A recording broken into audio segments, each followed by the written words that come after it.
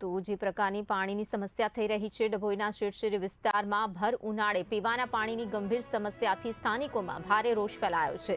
નવી PVC pipeline નાખવા છતાં પણ પાણી ધીમા ફોર્સથી આવતા લોકો પૂરતું પાણી મેળવી નથી શકતા। એક અઠવાડિયાથી વારંવાર રજૂઆતો છતાં પણ નગરપાલિકા તંત્ર દ્વારા કોઈ જ નક્કર પગલાં લેવામાં નથી આવતા। ત્યારે સ્થાનિકોએ સત્તાધીશો પર બેદરકારીના આક્ષેપ કર્યા છે।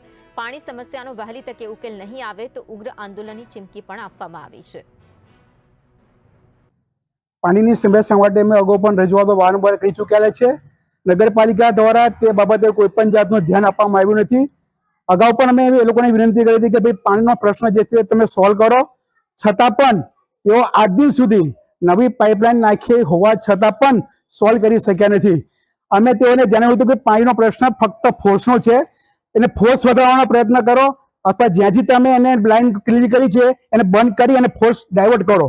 આ બાબતની રજૂઆત કરી છતાં પણ તેઓએ આ બાબતનું ધ્યાનમાં રાખેલ નથી।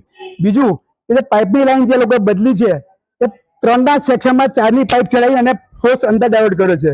હવે 4ના પાઇપમાં જો પાણીનો ફોર્સ ડાયવર્ટ થતો હોય તો ફોર્સ ઘટે કે વધે, ઘરમાં પાણી આવે તો ઘટે, એ પણ એ લોકોએ ધ્યાન પર લીધું।